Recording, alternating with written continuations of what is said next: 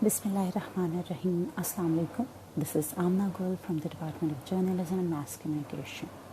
We're back with the course Public Relations and Advertising, wearing the code GMC 432, as well as the course Fundamentals of Public Relations, bearing the code GMC 331. It's our 15th lecture, and the topic today is corporate communications. A popular t-shirt brand sends out a new Instagram promo about a flash sale, or someone slips a brochure from a new local deli under a student's room door, or the video of the latest launch from a major tech brand is up on YouTube. The daily newspaper features an apology statement from a sneaker brand about the defects in their latest product line. Different kinds of content, one team behind it all: corporate communications. So, we'll be discussing today what is corporate communications. We'll be discussing the objectives, its importance, and at the end we'll be discussing the components of corporate communication. Let's start with what is corporate communication.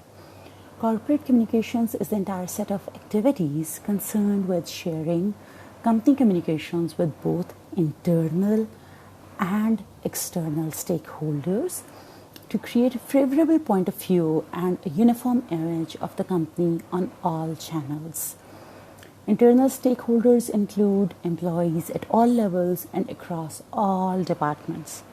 External stakeholders include customers, suppliers, the press, the government, lawyers, consumer rights bodies, and any other individual or group that is impacted by what the company is doing.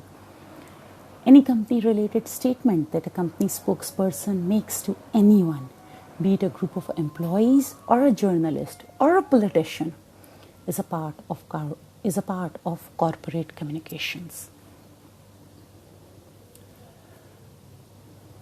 Objectives of corporate communications.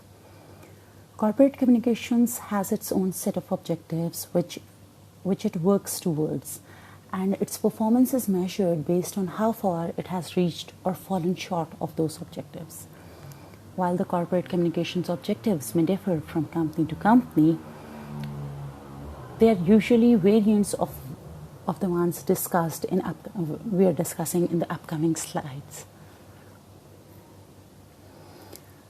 I'll start with the first one, that is improving awareness. Much of what the corporate communications team does, it focuses on making different audiences more aware of a company's products or views. There are different ways of doing this. For instance, some teams might do one-on-one meetings with journalists who regularly write about the company. Other forms of awareness-related communication includes newsletters about what the company has been doing, or policy about responding promptly to employee questions. The second objective, goal-oriented action. Corporate communication isn't just about sharing knowledge. The team often sets specific, measurable goals that they work towards completing within a certain time frame. For instance, the team might want to bring the company's positive approval ratings up by 10%, or increase positive media coverage by 50%. Typically, the team will do some research on the industry space and undertake some surveys before deciding on goals so that they can be feasible ones. Then the third one, profit-oriented action. A lot of activities that the corporate communications team is involved in aren't directly measurable in terms of revenue versus cost. However, some of the team's objectives have to deal directly with returns on investment. For example, the team might want to bring up media inquiries by a certain percentage, or meet company sales goals without more than a 10% increase in marketing costs. So, these are some of the objectives of corporate communications. Now we will be discussing the importance of corporate communications. Every company needs to send out the right communications out at the right time. But companies can't just send out whatever they like their messages across all media, both online and offline. Those messages need to be purposeful, consistent, and well timed. This is where the corporate communications team plays a huge role. I'll be discussing some of the reasons why corporate communications should be a priority for every business. And by every business, I mean all sorts of companies and organizations, even it can be media outlets as well. The first one, becoming more recognizable. Any communication sent out should consistently reflect the story that a company wants to tell, be it the purpose behind what they do or the kind of work culture they promote. Having a strong corporate communication strategy helps to create this consistency. With a consistent brand identity, people find it easier to know what the company is all about. The more they see consistent messages, logos and catchwords across different platforms, the likelier they are to remember the brand and what it stands for. This will help increase customer loyalty and allow members of the press to easily mention and quote the company.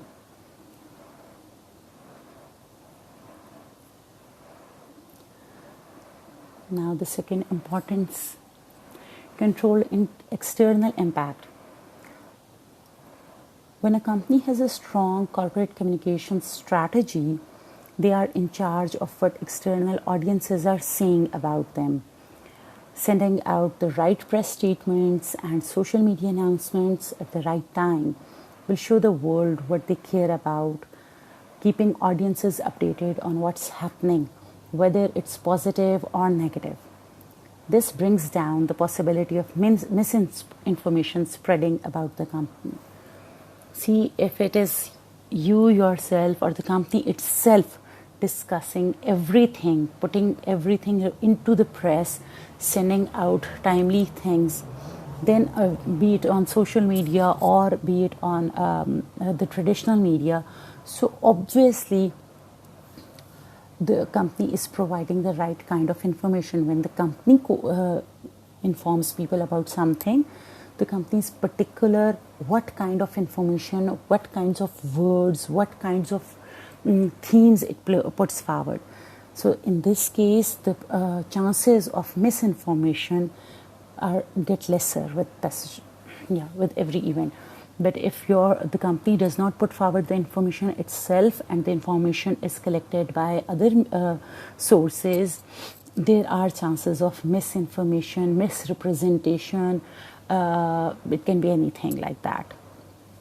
Okay, now the third importance, improve employee loyalty. Now this is very, very important.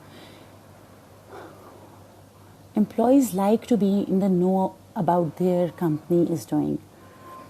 By keeping the employee communications consistent and timely, the company makes its employees a part of the conversation and helps them feel empowered. This creates stronger feelings of loyalty on their part towards their employer and motivates them to work better.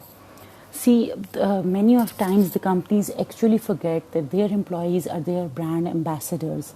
They need to be very careful what their employees feel about them. And for that matter, if the employees are updated about everything, the policies, whatever new things are happening, and how strong the company is working, the positives of the company, so those people feel good about it. They feel empowered. They feel being successful. And this is very, very important that the employees are loyal to the organization or to the company that they are working at. This boosts their morale. This gives them motivation. This makes things easier for the employees to work consistently, to work more creatively or smartly for the organization or the company they are representing. Now we'll move towards the discussion of the components of corporate communications. Essentially speaking, every communication sent out by the company to internal or external audiences is the job of corporate communications. We can divide the role of this team into 4 main components. I'll be discussing one by one all of these. The first one being corporate identity. Corporate identity consists of the set of attributes or features that the company's members feel are unique to and aptly describe the company. It is the corporate communications team that defines this identity for the most part. The communications, written and visual, that they share with internal and external stakeholders go a long way in shaping what the stakeholders believe the company is all about. This is very, very important.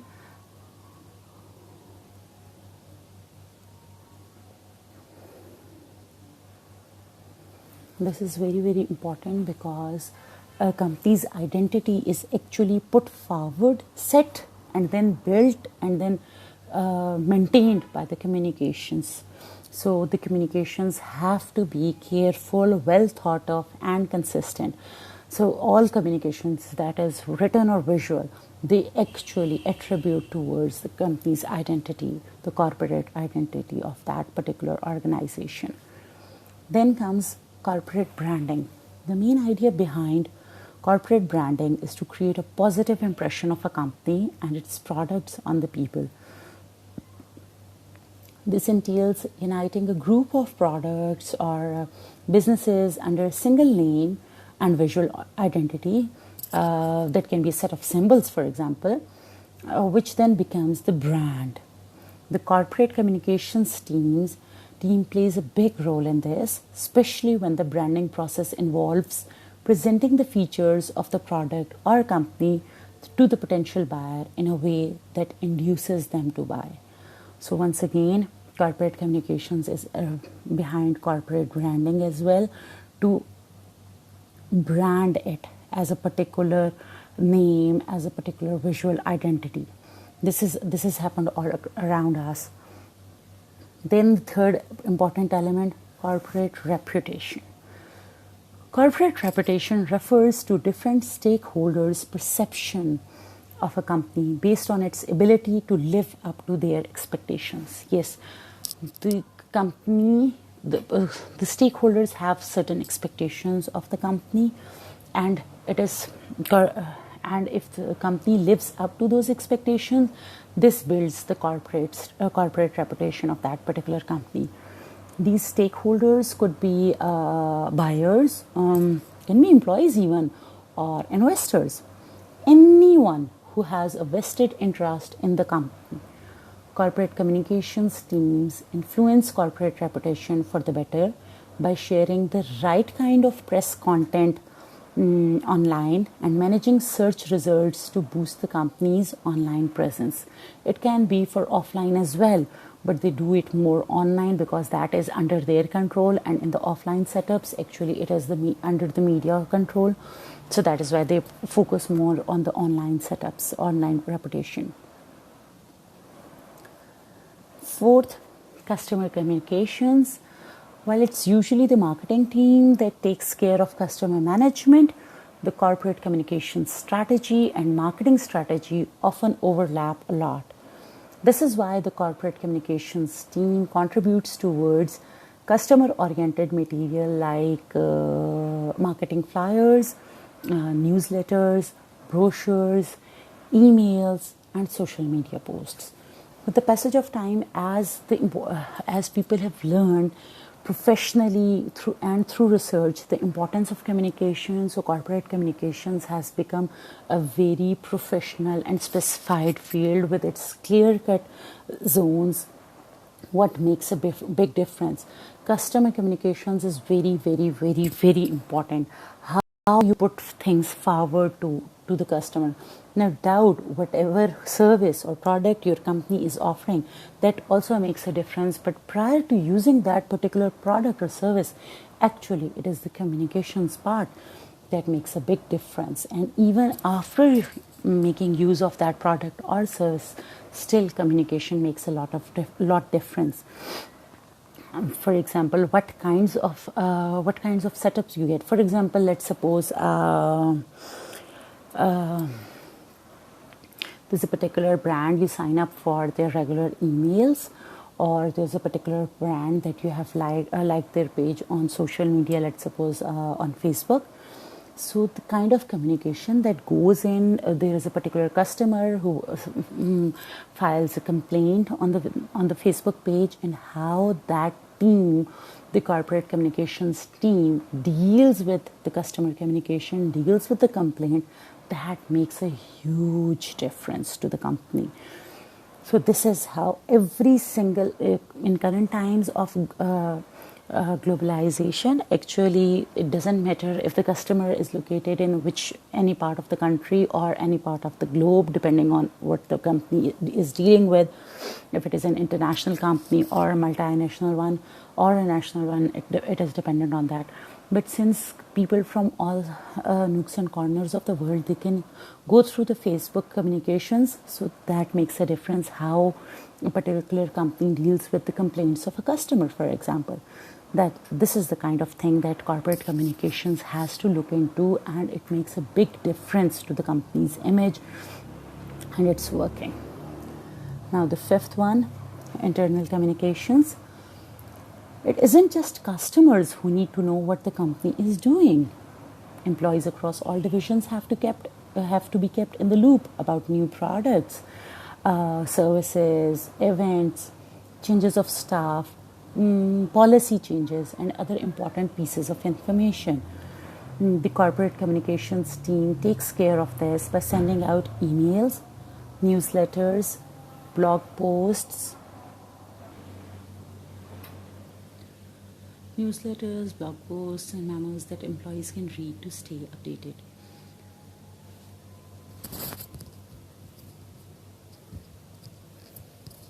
The team may also organize group sessions where announcements are shared and employees are invited to voice any opinions or suggestions they might have.